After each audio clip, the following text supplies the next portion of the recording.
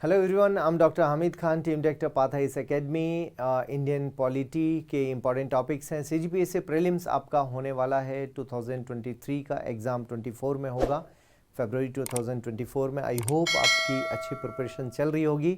दोस्तों, कुछ important chapters हैं। डेफिनेटली हर सब्जेक्ट के इंपॉर्टेंट होते हैं। वैसे तो आप हिस्ट्री, पॉलिटी और सीजीजीएस अच्छे से कर लेते हैं तो आपके मैक्सिमम क्वेश्चन यहाँ से आपके सॉल्व हो जाते हैं।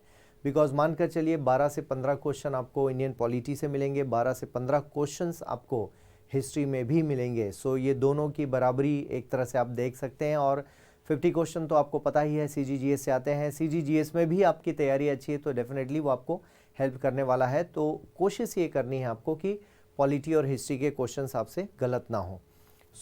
बात करते हैं हम लोग, और एक तरह से ये क्रैश कोर्स जैसा ही है ना, जो कि वीडियोस के फॉर्म में आपको दिखाई दे रहे हैं। सबसे इम्पॉर्टेंट, व्हाट टू स्टडी, क्या पढ़ना है, ये एक बड़ा सवाल है और अक्सर ये सवाल हमें परेशान करता है। जो न्यू कमर हैं, जिनको लग रहा है कि टाइम कम है, वो इन वीडियोस को देखें। मुझे लगता है इन वीडियोस में जितना भी आपको बताया जा रहा है उससे बाहर नहीं जाएगा। और दावा तो नहीं करते हैं, लेकिन हाँ, कोशिश ज़रूर होती है कि आपको इतना करा दिया जाए जिससे आपके क्वेश्चन सॉल्व हो जाएं। अंडरस्टैंडिंग के लिए आपको डेफिनेटली टाइम लेकर पढ़ना चाहिए। और सब कुछ इतना आसान नहीं होता कि इंडियन पॉलिटी को आप सिर्फ वीडियो से पढ़ के सब ख़त्म कर लें। हाँ, हमारी कोशिश है कि आपकी मदद करें। इस मदद के चलते ही ये सारे वीडियोस पर काम हो रहा है। बेसिक्स ऑफ इंडियन पॉलिटी, भारतीय राज्य व्यवस्था के आधारभूत मुद्दे, हिंदी इंग्लिश दोनों को मैंने शामिल किया है सो दैट आप दोनों ही मोड में चीज़ों को समझ सकें, terminologies at least. What is important, what is government, government क्या है ये आपको पता होना चाहिए। What is all about council of ministers, what consist of council of ministers, cabinet किसको हम कहते हैं, स्टेट मिनिस्टर किसको कहते हैं, पार्लियामेंट्री सेक्रेटरी किसको कहते हैं, और ओवरऑल गवर्नमेंट बनती कैसे है, गवर्नमेंट का गिरना क्या होता है, काउंसिल ऑफ मिनिस्टर जब रिज़ाइन करते हैं तो क्या होता है, पीएम की डेथ हो जाए तब क्या होता है, ये सारे questions. Then union and federation, I mean जो हमारा देश है वो यूनियन है। आर्टिकल 1 से 4 तक इसको डिफाइन किया गया है, स्पेशली 1 में डिफाइन किया गया है। फेडरेशन कैसे काम करता है इसके बारे में बातचीत होगी।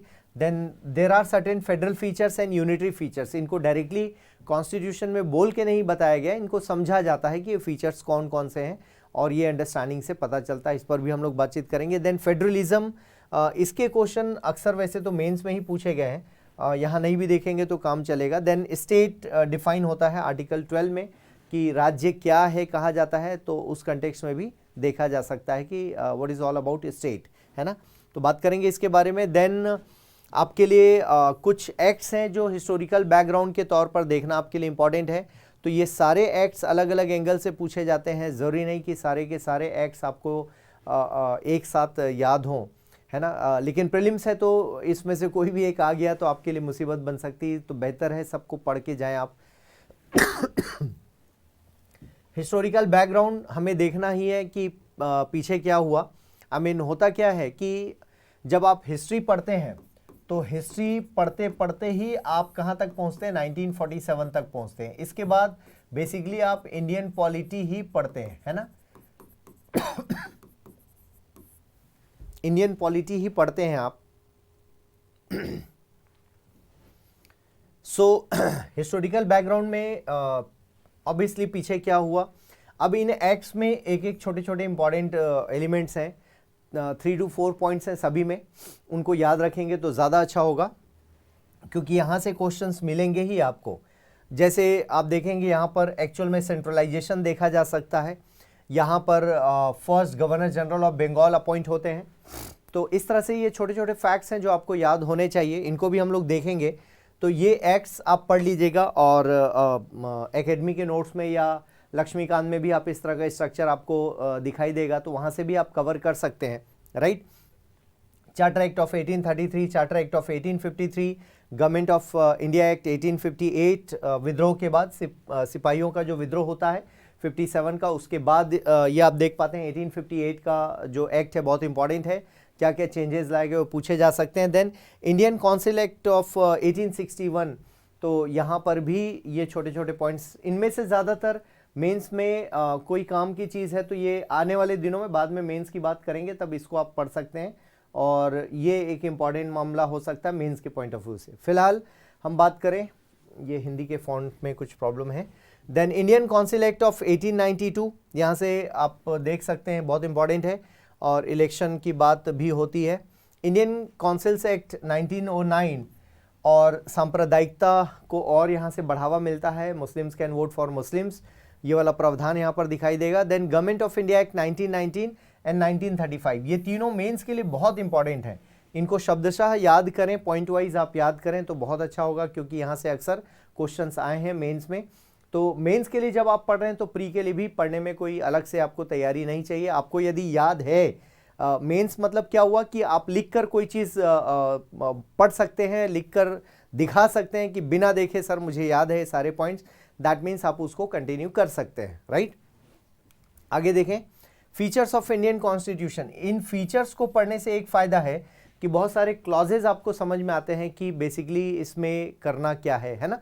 कॉन्स्टिट्यूशन का लिंक होता है, जैसे हम बात करें फेडरल फीचर के तौर पर देखें तो फेडरल फीचर, यूनिटरी फीचर, यहाँ पर भी आप पढ़ते हैं एक बार फीचर्स में ओवरऑल, क्योंकि ये भी हमारे देश का फीचर है। जैसे integrated judiciary and independent judiciary, इन दोनों में से एक यूनिटरी फीचर है और एक फेडरल फीचर है, तो वो यहीं पर भी क्लियर हो जाता है।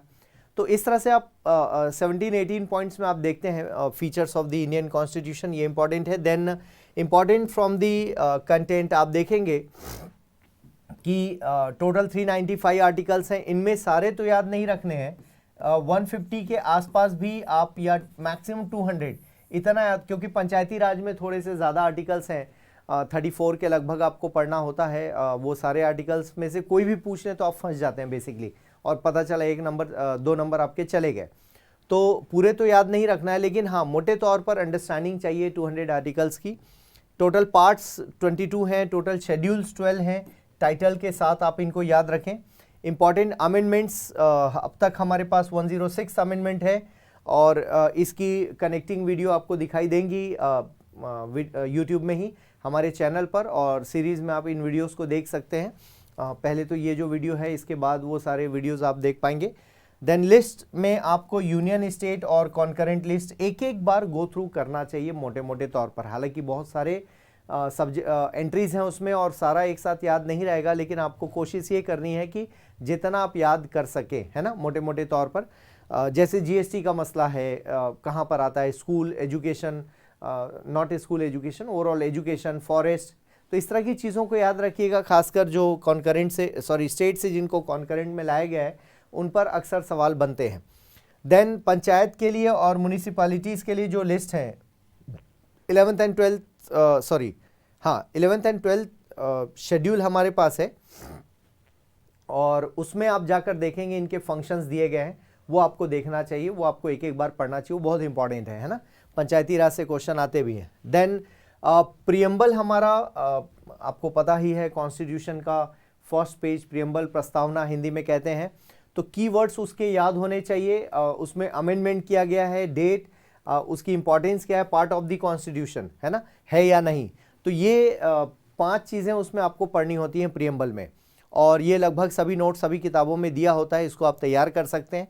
तो इसके बारे में भी क्वेश्चन आएगा, 1-2 क्वेश्चन यहाँ से मिल जाते हैं आपको। प्रियम्बल याद है तो बहुत अच्छी बात है, मेंस में आपको शब्दशः याद हो जाए तो बहुत बढ़िया है, इससे कन्फ्यूज़न नहीं रहता कि कौन सा शब्द दिया है, कहाँ दिया है। तो इस तरह से आप याद करें। जैसे प्रियम्बल में ही फ्रेटर्निटी की बात कही गई है ना, और आपके फंडामेंटल ड्यूटीज़ में ब्रदरहुड शब्द लगा हुआ है, तो दोनों का मीनिंग लगभग आसपास है। लेकिन आपको जब क्रिस्टल क्लियर होता है, प्रीलिम्स में जब आता है, तो तब आपको एग्जैक्ट टिक करना होता है कि ओरिजिनली क्या लिखा गया। Maximum question from this side, इसको देखें, फंडामेंटल राइट्स, डीपीएसपी और ड्यूटीज़। तो दोस्तों पार्ट 3 ये हो गया आपका, और यहाँ पर आर्टिकल 12 से लेकर 36, इसमें भी बहुत इंपॉर्टेंट निकालना है। तो 12 से लेकर आप 32 तक इतना पहले याद कीजिए। 33 और 34 को भी पढ़ा जाता है। 34 मार्शल लॉ की बात करता है, 33 रेस्ट्रिक्शंस की बात करता है, खासकर जो यूनिफॉर्म सर्विसेज हैं उनमें। और डायरेक्टिव प्रिंसिपल्स पार्ट 4 हम पढ़ते हैं इसको बेसिकली, और यहाँ पर 36 से लेकर 51 तक पढ़ा जाता है। इसके लगभग आर्टिकल्स इंपॉर्टेंट है। 36 में डेफिनेशन दी गई है, 37 में इनके एनफोर्सेबिलिटी को मना किया गया। आर्टिकल 38 में वेलफेयर स्टेट की बात की गई है। ये क्वेश्चन काफ़ी बार अलग अलग पीएससी और यूपीएससी में पूछा गया। आर्टिकल 38 पढ़ेंगे इसके बारे में। फंडामेंटल ड्यूटीज़ आप सभी जानते हैं, इसको अमेंडमेंट से लाया गया है और पार्ट 4A के नाम से जोड़ा गया है और यहाँ पर 51 का A जोड़ा गया और इसमें A से लेकर स्मॉल k तक टोटल 11 आर्टिकल्स हैं। 2 बार अमेंडमेंट हुए हैं इसमें। एक बार अमेंडमेंट से लाया गया और दूसरा K नंबर का जो आर्टिकल है वो अमेंडमेंट से ही आया, 86 अमेंडमेंट 2002, और ये एजुकेशन रिलेटेड अमेंडमेंट है। तो ये 3 बहुत इंपॉर्टेंट है। यहाँ से क्वेश्चन यदि आपके गलत होते हैं तो फिर आपने पढ़ाई की तो है लेकिन याद नहीं है आपको, है ना। मैं ये नहीं कहूँगा कि नहीं पढ़े होंगे, बट अच्छे से तैयार कीजिए, क्योंकि ये क्वेश्चन गलत होते हैं ना तो आपको फ्रस्ट्रेशन होता है, आपका कॉन्फिडेंस डाउन होता है, क्योंकि बेसिक आर्टिकल्स हैं ये, है ना। एटलीस्ट आप पूरे कॉन्स्टिट्यूशन में सबसे पहले यहीं से पढ़ना शुरू कर दीजिए। आप देखेंगे बहुत सारा एरिया आपका कवर होता है, ठीक है, विथ अमेंडमेंट्स। जैसे आपका 97th अमेंडमेंट है, फंडामेंटल राइट्स, डीपीएसपी और यस 2 जगह चेंज किया है, देन पार्ट्स में चेंज हुआ है, ठीक है ना, कोऑपरेटिव के लिए लाया गया है। तो इस तरह से वो अमेंडमेंट आपको पता होना चाहिए, बिकॉज लेटेस्ट अमेंडमेंट है। आगे बढ़ते हैं इंपॉर्टेंट टॉपिक्स में। Parliamentary form of the government, तो इसके क्या फीचर हैं करके पूछा जाता है। यूनिटरी फीचर्स पर बात हो गई। सेंट्रल स्टेट रिलेशंस, जैसे एक फंसाने वाला मसला क्या है कि सेंट्रल स्टेट रिलेशंस, तो सेंटर कभी भी नहीं बोला है ना, कॉन्स्टिट्यूशन में यूनियन शब्द का इस्तेमाल होता है, लेकिन हम लोग बोलचाल की भाषा में सेंटर शब्द का इस्तेमाल कर लेते हैं। गलत तो है, लेकिन हाँ मैं अपनी क्लास में ज़रूर आपको बता ही देता हूँ कि यूनियन शब्द का इस्तेमाल होता है, कॉन्स्टिट्यूशन में सेंटर कहीं पर भी नहीं लिखा है। सो अब ये जो रिलेशन है ये 3 टॉपिक पर टिका हुआ है। पहला आपका executive, then legislature, then administrative, then financial. इनमें से एक गलत है, ठीक है ना। तो ये क्वेश्चन आ चुका है पहले, यूपीएससी में आया है। तो ये रिलेशन बेसिकली एग्जीक्यूटिव वाला नहीं है, legislative relation, administrative and financial relation. तो इस तरह से आप यहीं से शुरू कर सकते हैं पढ़ने में कि अच्छा इसमें इंपॉर्टेंट फैक्ट है। Okay, then important committees on central state relation, उनको भी जैसे सरकारिया कमेटी है और MM पंची कमेटी है, इन दोनों को पढ़ा जाता है और ईयर के साथ याद रख सकते हैं आप, फैक्ट पूछा जाता है। इमरजेंसी में हम बात करेंगे, आर्टिकल 352 की बात करेंगे, will talk about 356 and then 360 की बात करेंगे। इसके अलावा 365 एंड 355 भी इम्पॉर्टेंट है। 365, 355 ये सारे आर्टिकल्स इम्पॉर्टेंट हैं, इनके सब क्लॉज भी होंगे अंदर अंदर और ये पूछा जाता है। इमरजेंसी के पावर्स इंपॉर्टेंट होते हैं।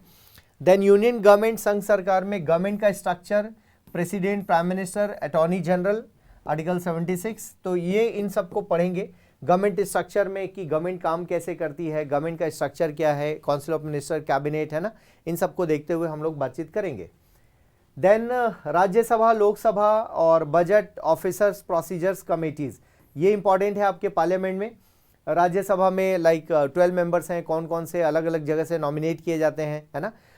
राज्यसभा के मेंबर्स की क्वालिफिकेशन क्या है, लोकसभा के मेंबर की क्वालिफिकेशन क्या है। जैसे एक क्वेश्चन आता है स्पीकर के बारे में, ऑफिसर्स में ले लें कि कौन अपने पोस्ट की ओथ नहीं लेते हैं, तो स्पीकर नहीं लेते हैं।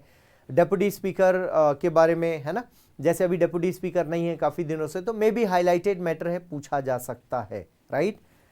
सो प्रोसीजर्स, वहाँ के पार्लियामेंट्री प्रोसीजर्स इंपॉर्टेंट हैं, जो प्रक्रियाएं होती, जैसे question hour, 0 hour and different different motions are there, तो वो सब भी आपको देखना है। जैसे इसके अलावा आप देखेंगे नो कॉन्फिडेंस मोशन है। इसके अलावा प्रोसीजर्स में ही बजट भी आ जाएगा, तो बजट को अलग से पढ़ लेंगे हम, और बजट से भी सवाल आपको आते ही हैं। बजट को लेकर बहुत सारे प्रोविजंस भी हैं, लाइक 266 भी पढ़ना होता है, 267 भी पढ़ना होता है, consolidated fund of India, consolidated fund of states, तो उनके बारे में भी पढ़ा जाएगा। आर्टिकल 112 यहाँ से कनेक्ट होता है, annual financial statement. Then committees में हमारे पास public account committee, estimate committee and committee on public undertakings, इनके मेंबर्स और कब बने, ईयर वाइज, और इनके चेयरपर्सन कौन होते हैं, एक्सेट्रा, ये 2-4 इन्फॉर्मेशन इंपॉर्टेंट होती है। देन स्टेट गवर्नमेंट में आपको स्ट्रक्चर इंपॉर्टेंट है। Then CM, about governor, about AG, advocate general हैं ये, वहाँ अटॉर्नी जनरल थे, एडवोकेट जनरल, आर्टिकल 165 देखेंगे। देन गवर्नर में 163 इंपॉर्टेंट आर्टिकल है कि इनके पास डिस्क्रिशनरी पावर है, दिया हुआ है कॉन्स्टिट्यूशन में। अपॉइंट कौन करता है, कितने दिनों के लिए अपॉइंट होते हैं, till the pleasure of the president है या नहीं, है ना, गवर्नर को कौन हटा सकता है, काइंड ऑफ क्वेश्चंस। तो इस तरह के एक गवर्नर, दो स्टेट का गवर्नर, एक पर्सन दो स्टेट का गवर्नर हो सकता है, yes he can. 7th amendment में इसको लाया गया था।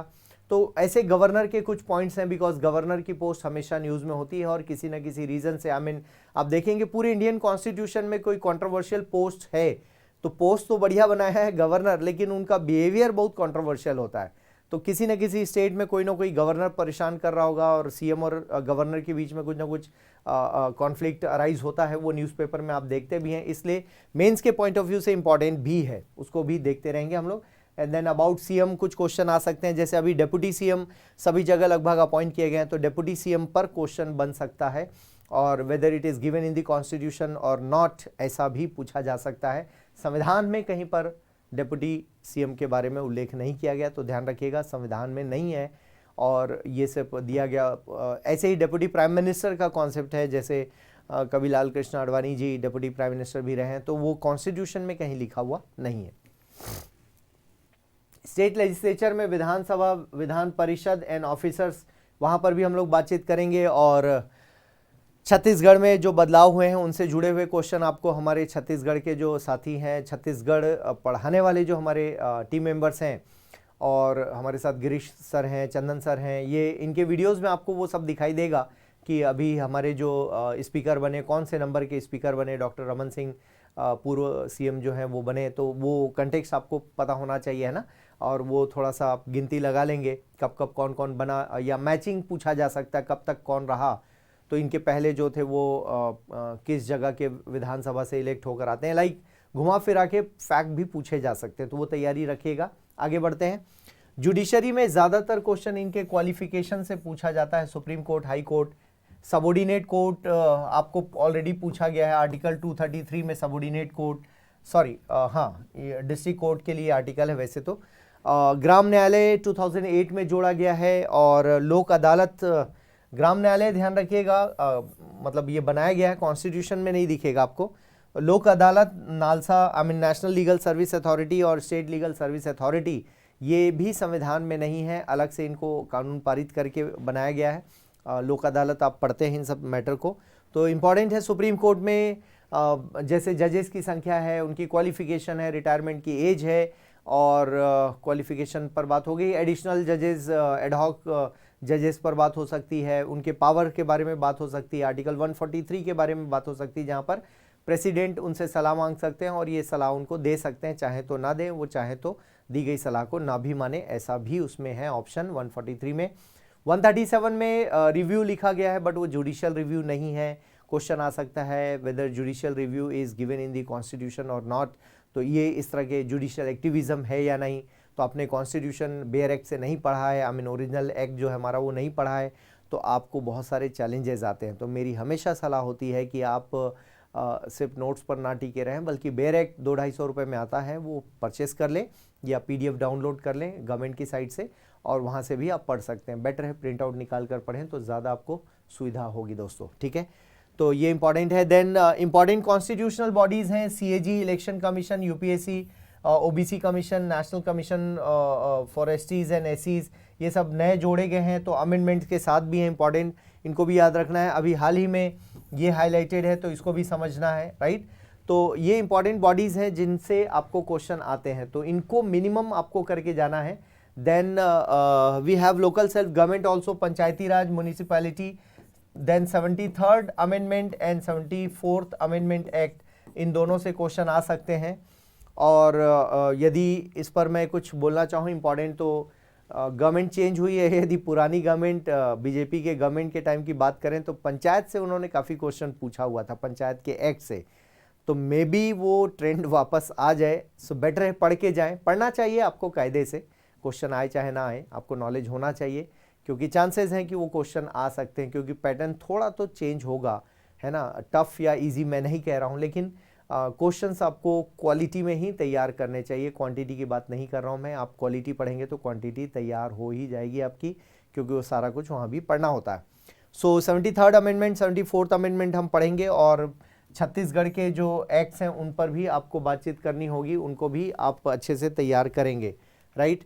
Then special provisions related with schedule 5 and 6 and union territories के बारे में हम बातचीत करेंगे। Extra constitutional bodies, central information commission, national human rights commission, state human rights commission, central vigilance commission, केंद्रीय सतर्कता आयोग, and then CBI, Lokpal, Lokayukta, है ना। ईडी को भी पढ़ लेंगे, न्यूज़ में काफ़ी है, छत्तीसगढ़ से बढ़िया नाता है इनका, तो पढ़ा जाना चाहिए ईडी को भी। और ईडी किस मंत्रालय के अधीन है, छोटे मोटे ज़्यादा फैक्ट्स इसमें है नहीं बेसिकली। और ये हो गए। Then some important updates, appointments recent किनके हुए हैं, कैसे हुए हैं, वो आपको देखना है। देन चेयरपर्सन्स, हेड्स, कोई कमेटी, कमीशंस हैं, या फिर लाइक अभी वर्तमान सीएजी कौन है टाइप के क्वेश्चन, यूपीएससी के चेयरमैन कौन है। देन अमेंडमेंट्स 106 तक, और आर्टिकल्स, इंपॉर्टेंट आर्टिकल जो हाईलाइटेड रहे हैं, विधानसभा, रिसेंट इलेक्शंस वाले जितने भी हैं, पर्सनालिटीज़ हैं, है ना। तो अभी जैसे छत्तीसगढ़, एमपी, देन राजस्थान के इलेक्शंस हुए, तेलंगाना के इलेक्शंस हुए, उनका डिटेल आपको, नंबर ऑफ़ सीट्स पता होना चाहिए, ठीक है। और पर्सनालिटीज़ कोई न्यूज़ में है, पॉलिटिकल, जैसे स्पीकर हैं, मान लो अभी वर्तमान में कौन स्पीकर हैं, या और भी कुछ इस तरह के जो बड़े डिग्निटरीज़ हैं उनके बारे में बातचीत हो सकती है।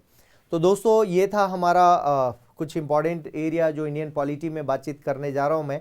अब इनके ऊपर वीडियोस आप देख पाएंगे ग्रेजुअली, बहुत ज़्यादा डिटेल में ज़रूरत नहीं है फ़िलहाल प्रीलिम्स के हिसाब से, लेकिन आपको इन सारे टॉपिक से होकर गुजरना चाहिए। इंपॉर्टेंट टॉपिक्स हैं जो सीजीपीएससी में आपको देखने चाहिए। तो यहाँ से अमूमन क्वेश्चंस आ रहे हैं, है ना। तो हम दावा नहीं करते हैं, लेकिन हाँ आपको सिखाना चाह रहे हैं कि आप सीख जाइए, यहाँ से क्वेश्चंस आएंगे, आप पढ़िए इनको ज़रूर, है ना। और जितने अच्छे से पढ़ेंगे उतना आपको बेनिफिट मिलेगा। याद कीजिए, लिख लिख कर याद कीजिए। और ज़रूरी नहीं कि आप लक्ष्मीकांत से ही पढ़ें तभी आप पास होंगे। बेयर एक्ट आप उठाएं, वहाँ से पहले एक बार कोशिश कीजिए ओरिजिनली लिखा क्या है, और मैं आपकी मदद करने तैयार हूँ। पाथ आईएएस एकेडमी की पूरी टीम आपके साथ है, और आप इसको कंटिन्यू हमारे वीडियोस देखते रहिए, लाइक कीजिए, शेयर कीजिए, और अपने दोस्तों के साथ शेयर कीजिए, बिकॉज इन सब के लिए तो कोई चार्जेस होते नहीं।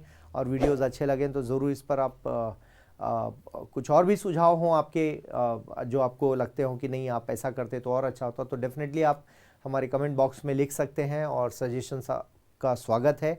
खूब मेहनत कीजिए, ईमानदारी से एग्ज़ाम की तैयारी कीजिए, और ख़ुद के लिए ईमानदार बने रहिए, वो ज़्यादा इम्पॉर्टेंट है। और एग्ज़ाम दीजिए दोस्तों, सफलता और असफलता दोनों ही हिस्से हैं इस प्रतियोगिता के, तो इसलिए दोनों को स्वीकारना होगा हमें, और जहाँ गलतियाँ हो रही हैं उनको देखकर हमें आगे बढ़ना होगा, सुधारना होगा, और इसी तरह से आप प्रगति पथ पर आगे बढ़ते चलिए। धन्यवाद।